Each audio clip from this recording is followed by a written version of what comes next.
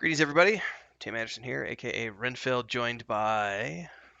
Joey, it Radlar. Yeah, Yes. welcome to the latest episode of the Project Dramond Brainstorm series. I think this is episode 4. Pretty Um, sure. so tonight we're going to be doing a bit more so episode 1 we talked about the kind of the generalized part of the project. Episode 2 we talked about the adventure game and kind of banged out of the storylines there. Episode 3, we finalized the kind of main story that's happening right now that's setting the tone and pace for the book, or at least, the setting that the book takes place in. And tonight, I think we're going to tackle kind of the overarching story.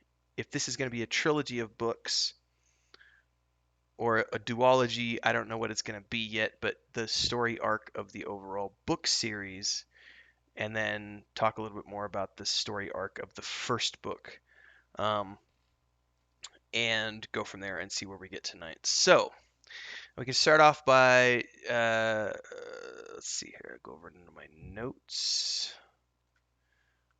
So the Project Dramond novel, if you take a look at that, Joey, um, that document.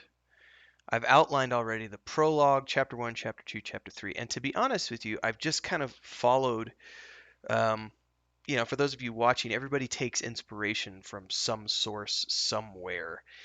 Um, the prologue was something that we came up with as a result of the last brainstorming session, which was video number 3. But the story itself, I'd kind of already in my mind. I really like the pacing of the Han Solo movie, the Solo film, and the Star Wars Rebels show. And we've kind of already previously talked about how, if you listen to brainstorming episode 3, we've kind of already decided that what's going on in the world right now is creating this sort of rebellion that's in the uprising right now against the um, basically you've got the, and I'm calling it generically, we're calling it the church because we haven't given anything names yet. It's all just placeholder names. But you've got the church, and they're basically um, running around and putting the blame for this plague on the magic users, or in this case, the Mages Guild, who happen to be made up of elves. And so now they're on a crusade, basically, a holy crusade against all the elves. And I think what we've briefly talked about before is that that crusade is going to eventually expand to include all, possibly, we don't know yet. It could expand to all non humans, but for the moment, it's kind of mostly focused on the elves because that's where everything started off, and there was elves in the high tower. Those were the major wizards, and maybe some brownies in there as well, but that's kind of the premise that we're working on. So we know that there is at least a fledgling rebellion already in the works. And one of the things I liked about the Star Wars Rebels show was that show's overall arc was about how they were kind of the spark that ignited the rebellion. And I kind of like that as an idea of kind of looking at as a tonal pattern that I can look at and say, okay, I can use kind of the same story beats and look at some of the story arcs that happen within there. And I'm not going to fib. The first few chapters of this book, I literally just kind of looked at how Solo started and how Star Wars Rebels started and just kind of went, hey, that's a great first few chapters of the book. So, newbie character, literally chapter 1 outline says, newbie character is doing some sketchy shit in town when he notices a group of individuals also engaged in some sketchy shit in town. They're robbing the local Crusader garrison for plans related to the location of a concentration camp of wood elves. He gets caught up in said sketchy shit and ends up on the run from the Crusaders along with them. And that mirrors almost exactly the plot of Star Wars Rebels, where, you know, they catch him, he gets to town, he goes along. They're robbing this stuff. Turns out that it was all about getting information about how to rescue these Wookiees, or something along those lines. I don't think they were getting information. I think they were stealing supplies or something to help. I don't exactly remember how that worked. But I was like, that's great because if they're blaming the elves, then we've got concentration camps set up where they're putting the elves into concentration camps. And so this group of main adventurers who come from the city where it happened, their primary goal in the first few chapters of this book is they are there to rescue these elves from this concentration camp and set them free and send them back to. I think we can maybe say that they're sending them back to the rebellion. I mean, I don't know at this point because that's kind of what we're going to be brainstorming tonight. So, um, I think the overall one of the major story arcs, which we've kind of already discussed in our previous brainstorming episodes, is probably going to be it's either going to be the human church guild putting the blame on all humans or all non-humans, I should say, and that happens over the course of the first couple of books, and then the third book is an all-out war. Um, or it could just be that they just decide they want to exterminate the wood elves and the brownies. Um, and that Yeah, and gets. Go ahead. we had talked about having it be all of them because you want a, a problem for the characters to overcome, right? Right. And if it's all of them, when they try to go to like an all-human city, makes it difficult to get in. Because I know we talked about last time, like maybe the dwarf couldn't go in because maybe they haven't, don't have a good enough disguise for the dwarf. Okay, well that leaves opportunity for that dwarf to be having another chapter by himself while he's over here and they're inside the city and he's like maybe running a recon mission over here by himself or something. Who knows? I don't know. I like the idea of it being against all. I do too, Uh, because that ties into what we talked about previously about that show Cursed on Netflix, where it mhm. was literally the church against all of non-humans because their blood is cursed. Right. Um, so I think that's a good overall arc. I mean, maybe it doesn't happen like that at first. No, no, in the beginning it's literally just the elves and the brownies Right. because they're the ones who were there. Because I want to set it in that city on the world map. It's the city that's right there by Yep. the wood elf. So they've been Mhm. cohabitating for however many years. So that mage tower is going to be made up of wood elves and sea elves and probably brownies. Maybe there's even a dwarven sorcerer in there. Who knows? A couple of dwarven sorcerers. Um, but I think it just needs to be the elves and the brownies. And starts with them, um, but then it's going to grow over the course of the first book, or maybe the first two books. I don't know, because I've yet to decide if this is going to be two books or three books. Depends on how much money the people send Yeah, us. it depends on how much y'all want to support us on Patreon. Links are below. Um, I think that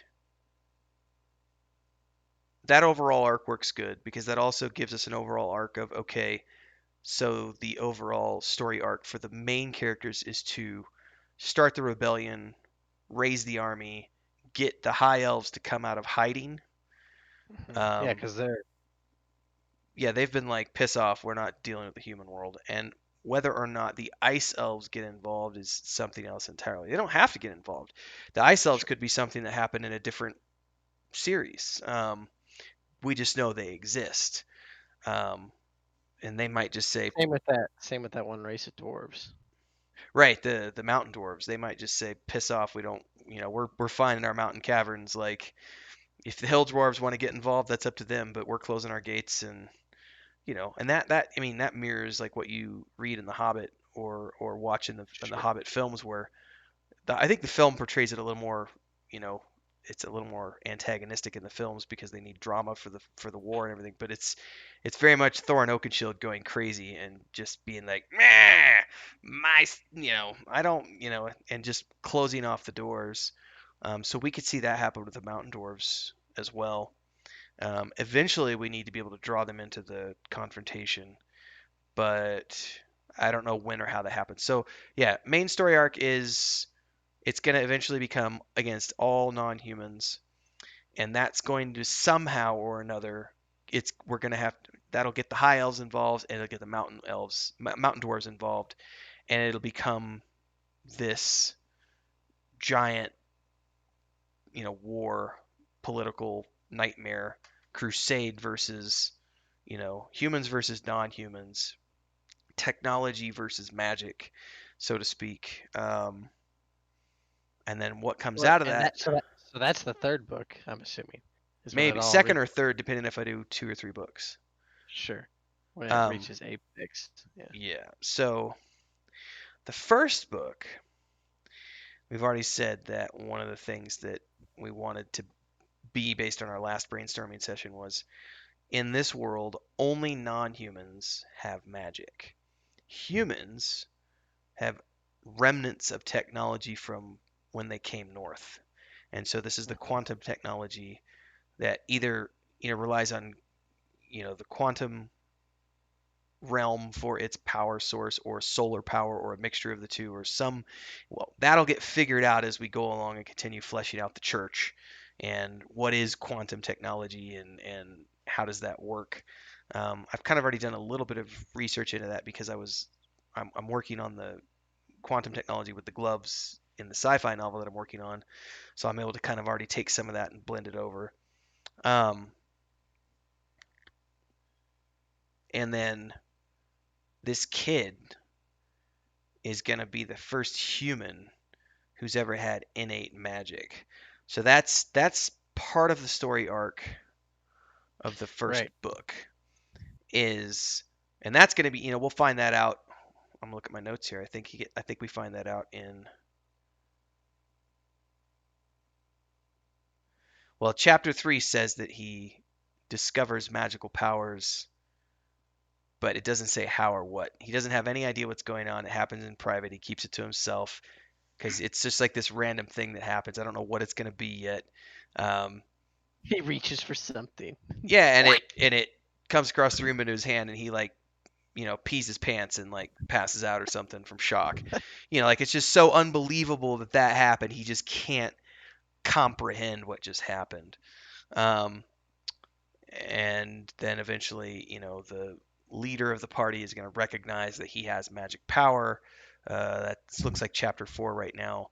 Um, and says, I'm going to train you. So that's part of the other overall story arc of the entire book series is that this kid is going to end up going through the series and becoming the first wizard magician and will form or be part of the group that forms the next mage circle or whatever it Yeah, becomes. he's gonna be one of the top dogs. Yeah, at the end of whatever war that happens, he's going to be one of the wizard circles, and we might find, Absolutely. and we might find at the end of that is that is enough to bring the high elves out and say maybe humanity isn't as a lost cause as we thought.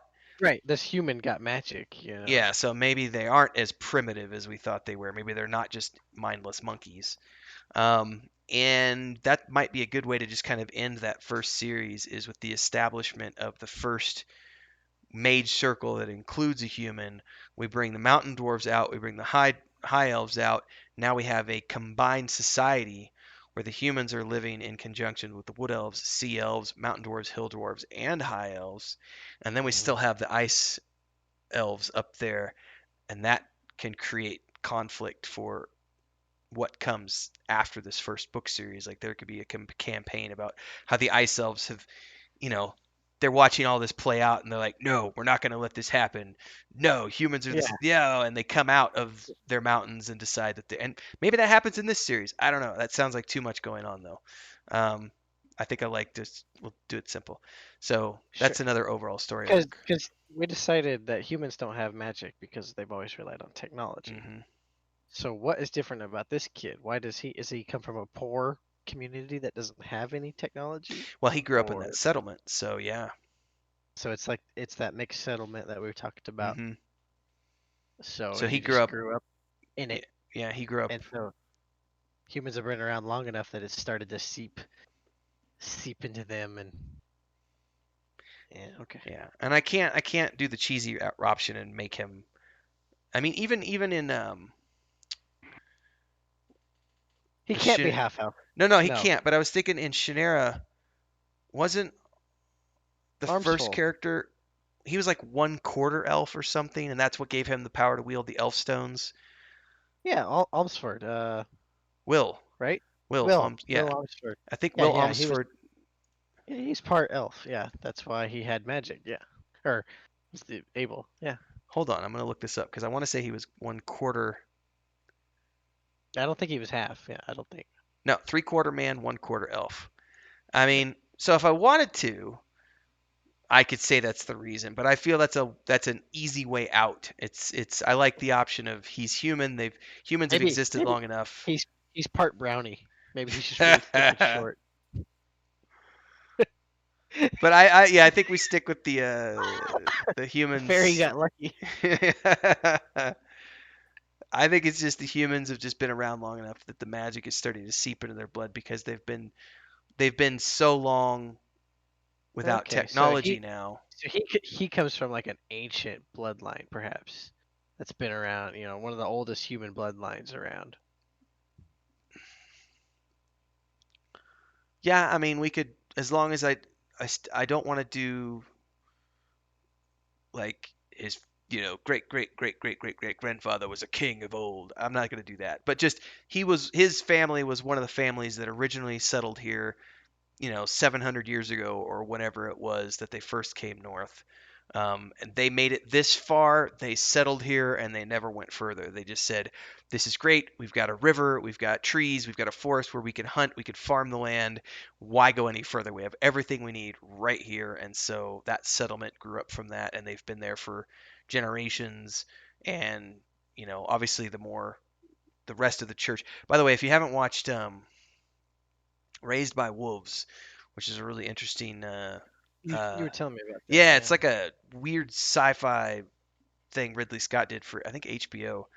Um, but it's basically there was this war on Earth where it was humans versus um, robots, basically. Um, and there is the church who are extremely religious and have like their own robots that are programmed to do what they say and everything else. And then you have the atheists who don't believe in God or anything like that, and it's this weird blending of technology and religion.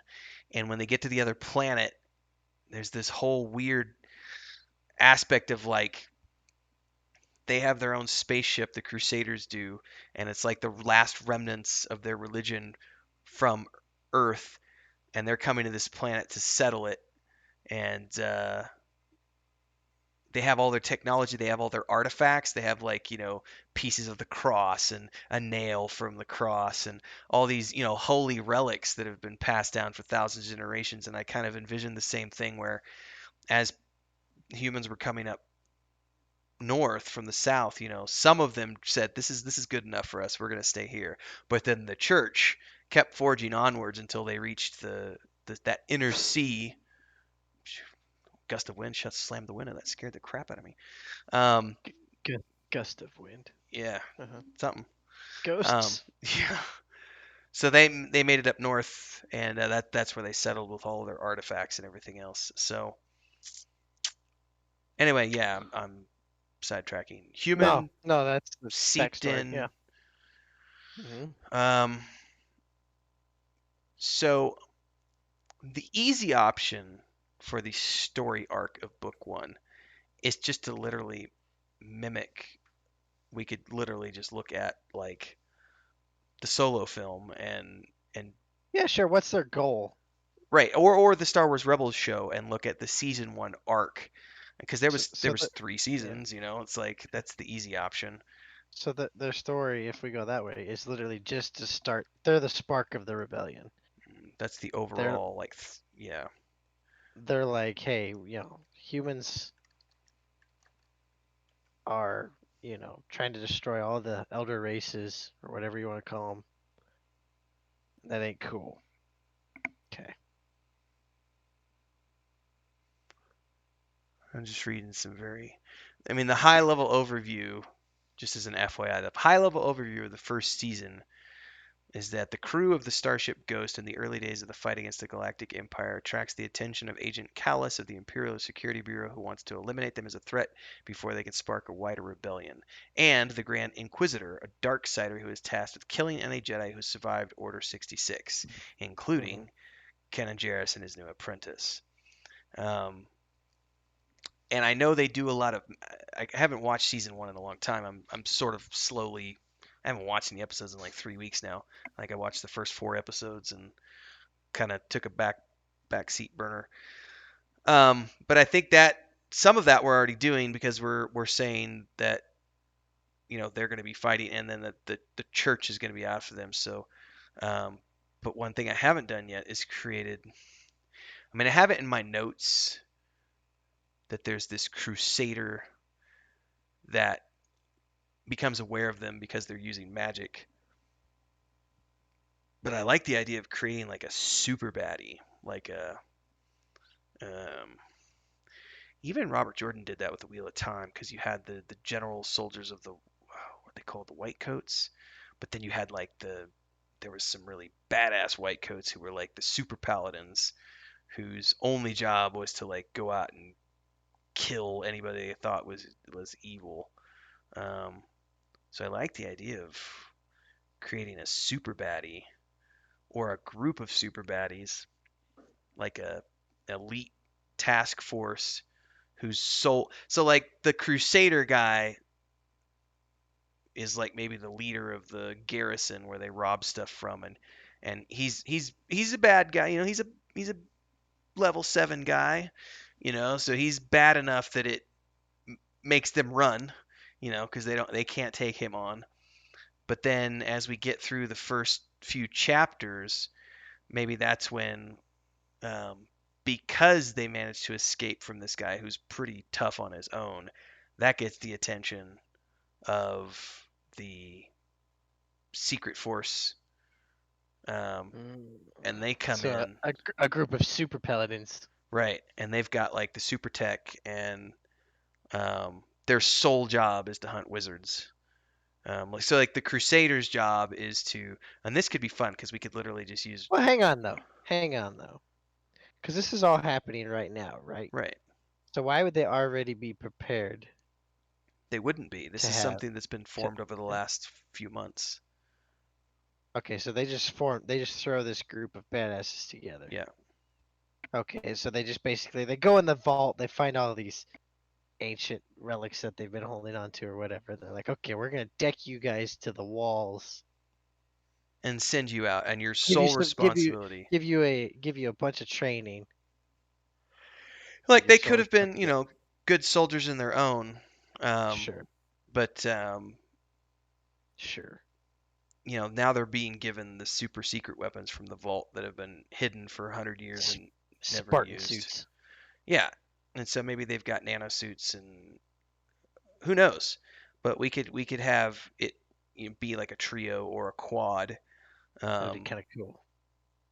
I kind of Cause like, then, cause then the group is gonna have to fight together. Cause not the whole group obviously can't use magic. mm-mm. So they're gonna have to actually figure out how to take on this, three or four guys together. Because there's only one magic user and one that is learning magic. Well, there's more. I don't know if you've read the updated notes on the. No, I have not. So the wood elf, excuse me, he's half elf, so he'll Okay. have a little bit of magic, and then the sea elf druid definitely has magic. And then the wizard, Okay. the high elf wizard has magic. So there's at least 3 magic users in the party, plus the brownie's got some magic.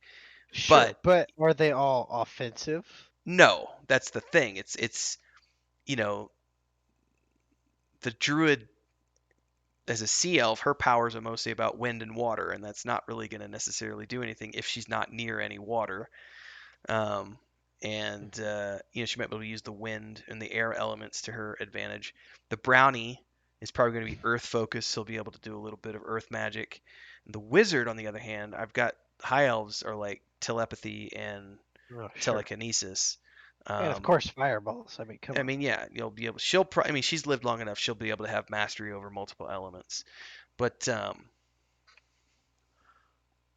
comparatively speaking, there it's gonna say, I'm gonna say like all of our characters are like level 4, level 5 versus this like level 7, level 8 guy, and then they bring in the big guns, and these are like the level 12 to level 15 badasses, and it's like if they come at us as a group, we need to And we run. and we have a party level 1. Yeah, and then we have a level 1 guy in the group, or maybe level 2, but yeah. So, but I like the idea of a trio or a quad. Yeah. That way it's not just one super baddie, it's like three baddies. A trio is just fun because then it's just like it's like the Three Musketeers. It's just All right, and let's shoot for a trio. I like that idea. Let me put that in the notes. Excuse me. Story arc for book. I think Chris forgot about my tea. I'm gonna have to go get that on my own here in a second.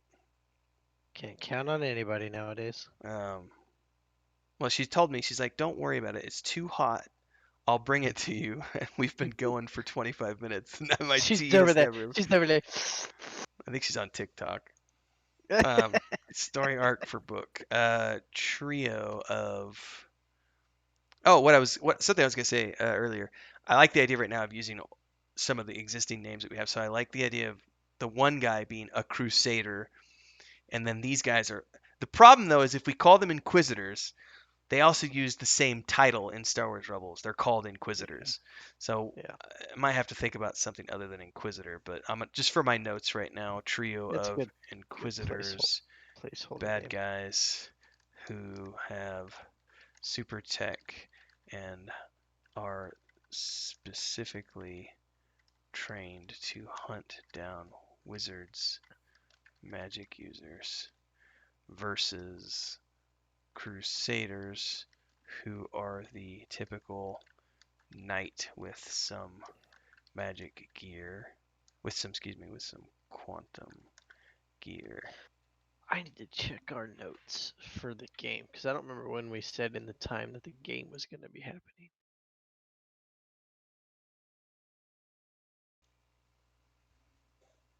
Why don't I see the game notes? It's the World History Races story Oh, document. yeah, there it is. There it is.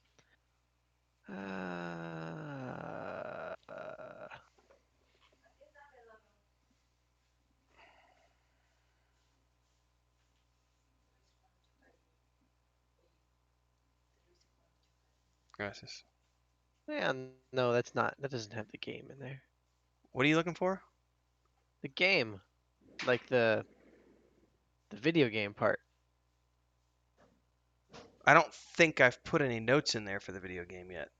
We just have the We just have brainstorming. the brainstorming session. Yeah, I didn't ever put Okay. Well, anything down in note form. the only thing I was trying to remember is when we said it was happening. Was it before Magic was outlawed? I think so because he was going to go to the Mages Guild.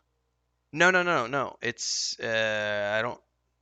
Yes, I think that's. Well, he was going to go to the The Adventurers Guild. Adventurers Guild. He was Yeah. going to the Adventurers Guild. I don't think we ever said what timeline we were going to set it in.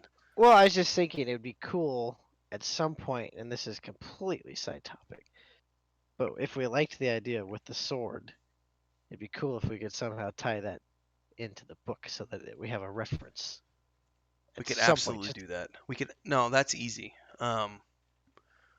We just have to come up with that. Mhm. So then we could look at the Sword of Shannara as a reference point and think about that because it wasn't just about the elf stones. There was also the Right. sword. Yeah. Down in the pit where he had to go down, and it was all the freaky creatures down there, and they're all, "Ah!" And he's like, yeah, yeah. I remember that part vividly. So that's another place we can look for inspiration as well. We should absolutely tie that in somewhere into the first novel. Is like one of their things they have to do is go get this magic sword relic. Um, okay, okay.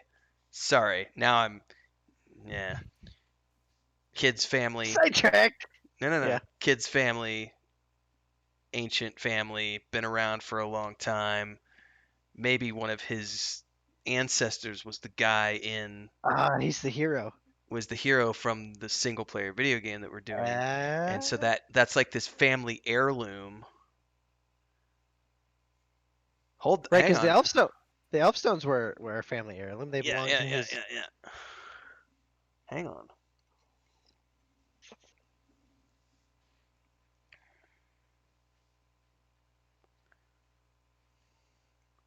How would he know it's a family heirloom? Like if it's in his family, because if we were originally talking about him being an orphan, That's true. That's true. so that almost makes no Well, sense. well, the hero in the video game's an orphan. In the adventure game, Right, this right. guy doesn't have to. This guy Oh, doesn't that's have to be right. an We were talking orphan. about the guy in the video game as an orphan. We don't know about this kid yet. Um, This kid's parents could have died, or his dad died, and it's just his mom, and she's old and feeble. Who knows? that needs further thought because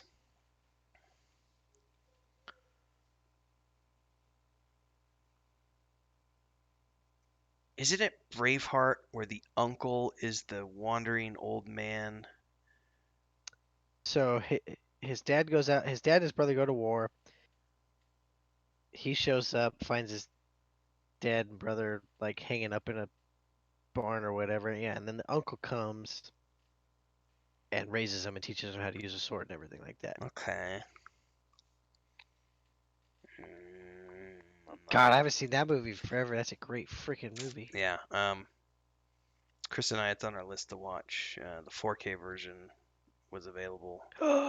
I didn't know they made a 4K Yeah, I didn't version. either. And when I saw that, I was like, yeah, we're gonna watch that. Oh, that's a I powerful haven't movie. seen that movie in a long time, but it just I got me haven't seen. thinking. Yeah, I like that story arc of the uncle, just shows up. right? So I'm wondering if maybe as part of this, like he gets in this party, they do the first few chapters. Um, they need a place to go for some reason. I don't know what yet. And the kid goes, "Well, I think I have an uncle who I haven't seen in a long time. I think he's up here. Maybe we could go there and seek refuge." I don't know though. Like, I haven't done enough background on the kid yet to know. Well, it helps with the story arc. Right. Well, and see, and in Lord of the Rings, Gandalf, the lead wizard, he's the one that knows everything because he's the scholarly one, and he's been alive forever. Yeah. So you could make it to where this druid, right? Druid? Wizard. No, Yeah. the wizard, the wizard lady, she could have some knowledge of this kid somehow, maybe. I don't know. That would be weird though. Yeah, because then it wouldn't be quite as a surprise when she finds out that he can do magic and everything else. Yeah, So correct. Yeah, I that don't doesn't know work. that maybe we don't tie the sword to his family because that requires way too much Thought. prophecy and thought. Like Yeah, I don't want to make him a special person because of his bloodline. That's yeah. that's too. Rey is the daughter of Palpatine. Um, Yes. so So he's just a nobody. he's So, just a nobody kid who just got lucky with his gene but pool. they But could still they have to still go need to find a find the sword. sword. No, the sword still needs to come into play.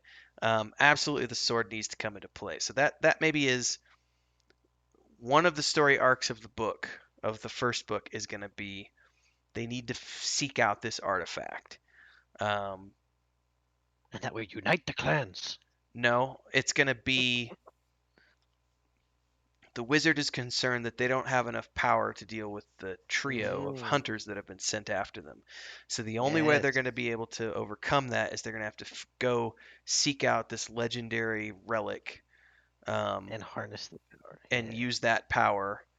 And when they get there, for some reason or another, the kid is the only one who can wield it. Um, Yeah, there you go. It's like sword and stone. yeah, yeah, yeah, yeah, yeah, yeah, yeah, yeah. I love this idea. So that's gonna be. Hold this thought. I need to write these notes down because so first few chapters we've established they're robbing shit. They're trying to save elves. The Crusaders come after him. Then these Inquisitors get involved. There's gonna have to be a battle. They're gonna lose the battle. They're gonna barely survive. Hold on. Um, Yeah, yeah. battle with Start writing this down. group barely survive. Wizzy leader realizes that they are going to need to seek out a powerful relic to help them survive. This leads to story arc number 3. Because story arc number 1 is robbery, save the elves. That's story arc 1. Story arc 2 is Crusader gets involved, starts chasing them. They're on the run. The Inquisitors get involved. That's story arc 2. Story arc 3, they need to seek out this relic. So that's the next, and that could be a longer arc. Like the first the first two arcs are short, like 3 chapters apiece. Then we get Sure. into this go find this relic. This is an adventure now. So that might take 6, 8, 10 chapters to complete. That's story arc 3. Then they get the relic and go on the offensive against the Inquisitors and kill one of them. Story arc number 4. Then back to. Okay. This rallies the non humans to realize they can fight back and starts a mini rebellion. Story arc number 5. All right, that's a good chunk. That starts story arc 5, and now maybe they go on the offensive. Sure. Because now they've got power. Now they go on the offensive and they take the fight to the church and win a battle for a large settlement slash city in the Midlands.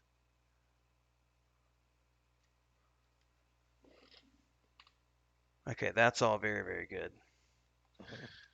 I mean, that probably gives me 30 chapters, maybe. I mean, I have to go out and flesh all that out and outline all that, which leads to what?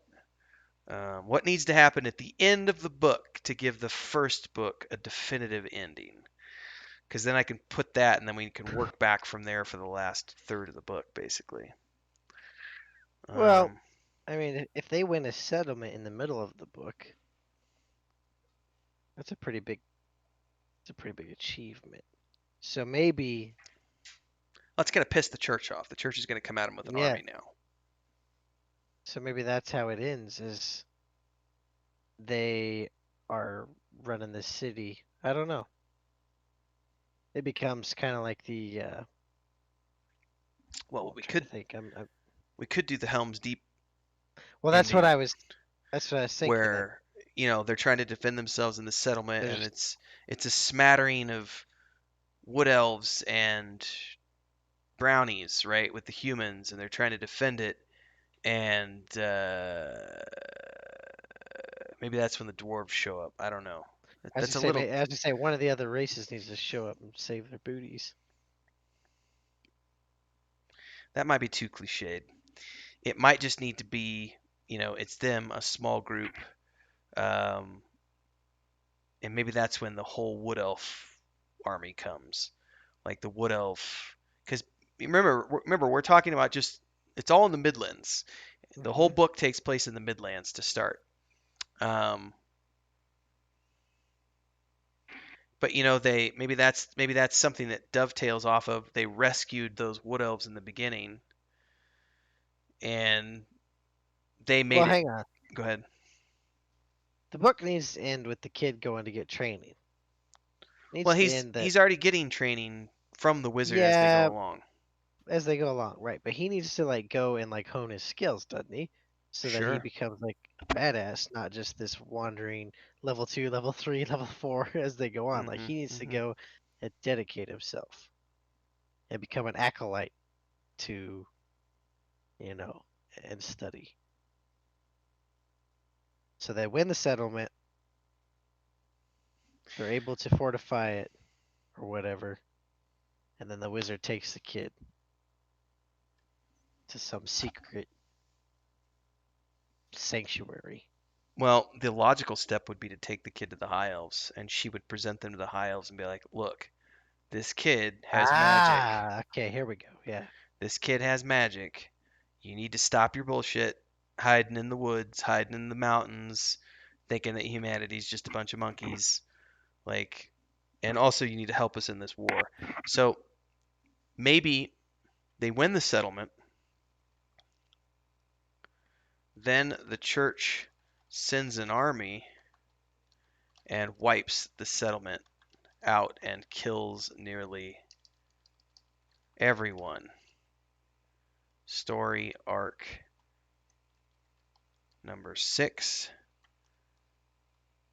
Group is forced to flee north, and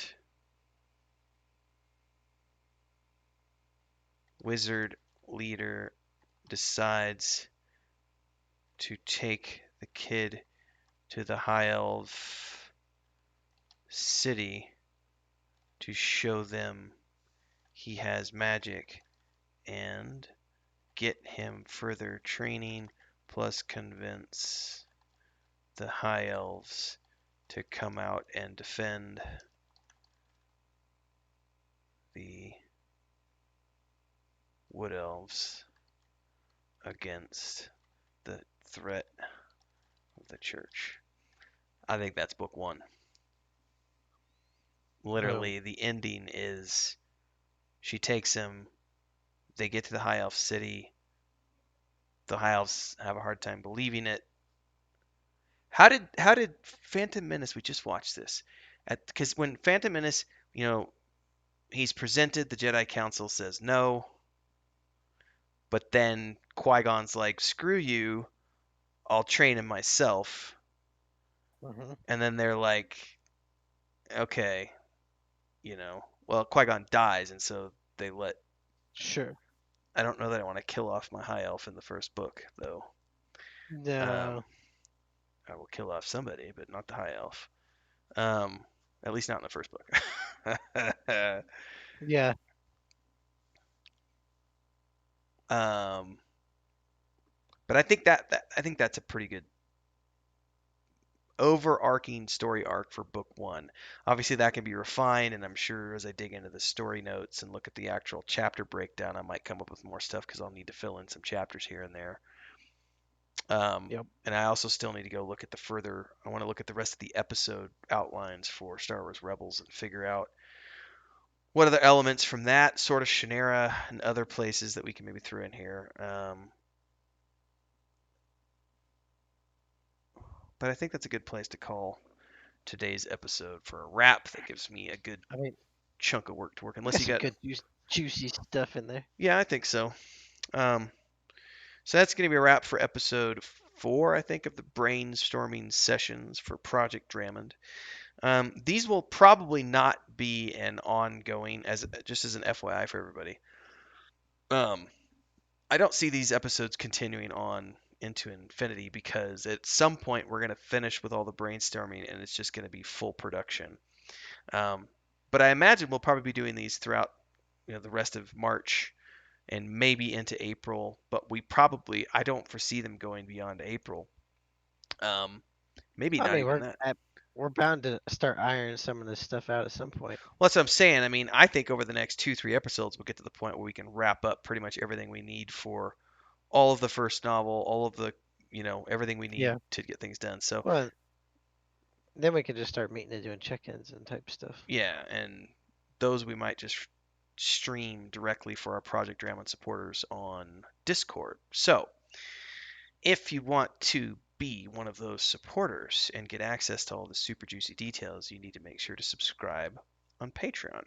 The links are below. Of course, you can subscribe to YouTube here and hit the bell icon to get updates for when these types of videos go available. But most of what we're doing is in terms of the production work is behind the Patreon doors, and subscribers get access to the Google Docs as well as the private streams we're doing on Discord for subscribers, and all the other fun Patreon posts that go live throughout the week. For the free juicy tidbits, just check YouTube. You can also check out TikTok. Come hang out with us in Discord. All the links are below. So make sure to do all that link clicking, do all that subscribing stuff, and make sure to support us on Patreon if you want to help out with the project and see what we're working on behind the doors of mystery. Anyway, that's a wrap, ladies and gentlemen. Thanks so much for tuning in. We will see you in the next episode.